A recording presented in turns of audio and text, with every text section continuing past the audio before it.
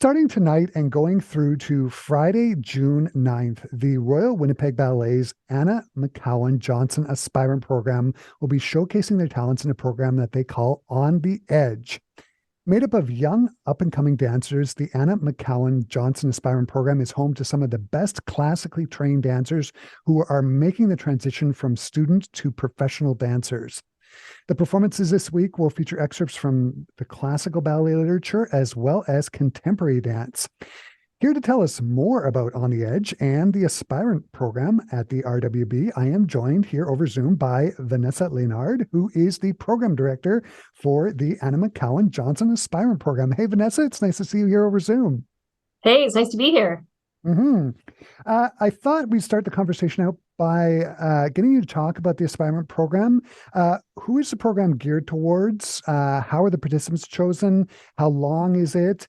And my understanding is that members of the Aspirant program participate in the company productions as well, sometimes for two, right?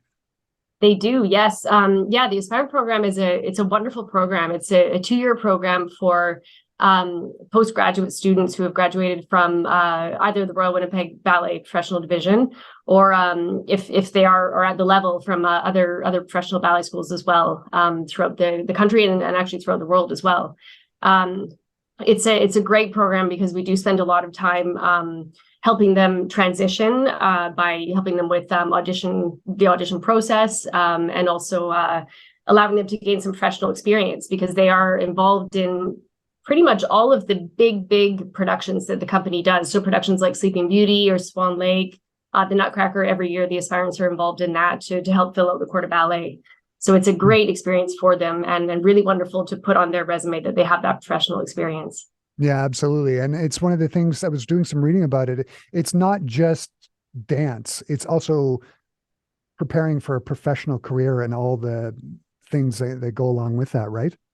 That's correct. Yeah, we do resume workshops. We do networking workshops. We have our performance enhancement team that works with them and nutrition workshops. So it is a really nice whole package. They have Pilates as well. Many different things useful tools that they'll need when they get contracts and when they go on to work with a professional company. Yeah, absolutely. I want to turn to the shows. Can you talk about who's involved in the performances? And also, can you talk about how On the Edge came about? Am I right? It's an annual thing, right? It is an annual thing, yes. It's been done for the past, I think, almost 20 years now. So it is a great performance. It's involved just the aspirants themselves. So I have 16 students, and they're all on stage. The performance is about an hour and 45 minutes total. So they dance a lot. There are many different pieces. It's very tiring for them, but really, really gets them moving. And the thing I love about it the most, actually, is it really shows their versatility because it's not only showcasing their classical ballet, and I've put on some quite challenging classical excerpts for them to dance, but it also shows their work in their contemporary dance. And we have some tango and fandango dances in there, and just a real variety of choreographers for the second half of the program, which is great for them also as they're going on to their professional careers to have the experience working with different choreographers, different methods of choreography, and getting used to expressing themselves in different ways. So it shows the versatility really, really well. Yeah, absolutely. When did the preparation for the show start? And can you talk about how that process came about? Absolutely. We started in January. They finished Nutcracker. Nutcracker is extremely busy. So once they're finished with that, they have just about a week off to enjoy some Christmas holidays, and then we start right away on the On the Edge repertoire, and that is working with the different choreographers that are with the group, and also I start setting the classical repertoire.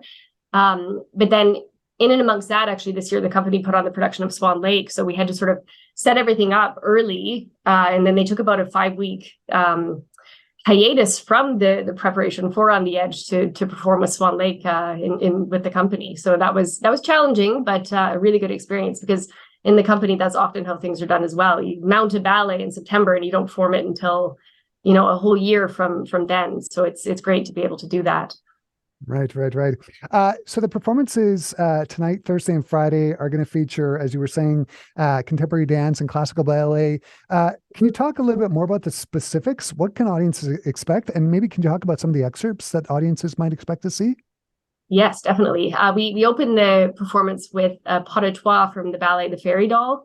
And it's a lovely, quite technically challenging, but lovely, humorous, comedic, charming pas de trois with a doll, a Columbine doll dancing with two Pierrots, and they're just playing around and having a great time. But it also really shows some of the difficult technique that they work on. And then we go on to two excerpts from the ballet La Bayadère, which is one of my favorite ballets. It's a really, really huge production. It's usually about almost 3 hours long. But we just have two smaller excerpts. The first one is from the Kingdom of the Shades scene. So it's beautiful women in light colored tutus and a little bit of tragedy in there.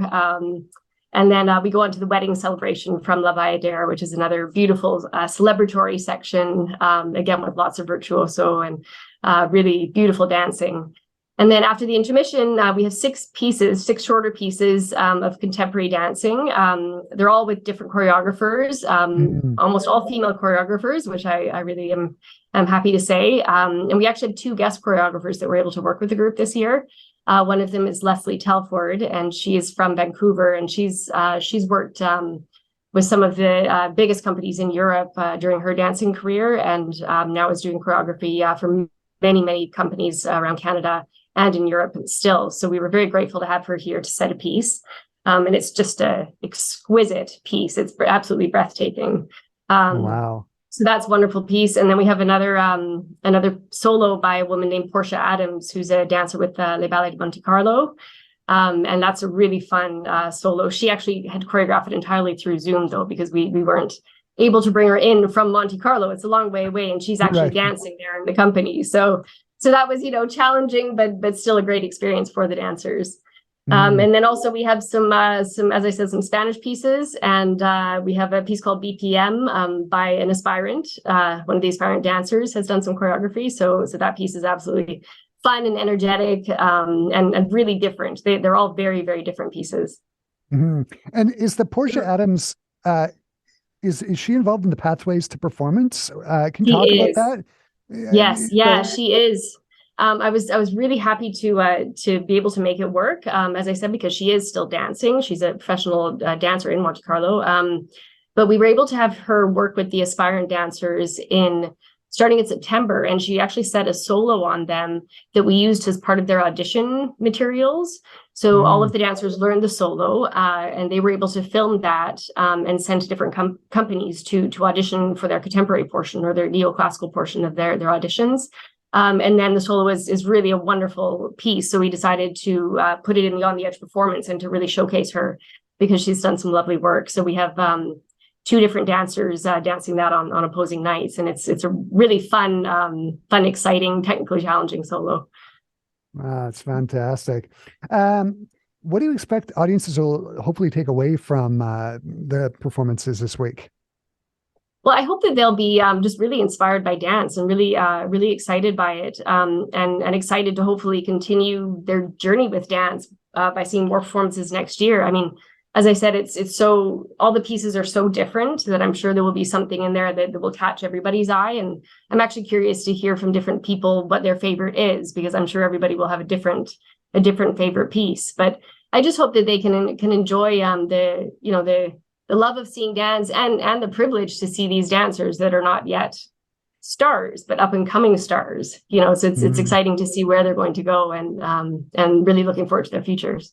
Yeah, and it's a really intimate space too. It's being held at the Founders Studio at the RWB building. Can you talk for our listeners? Can you sort of explain where exactly the Founders Studio is in the RWB building?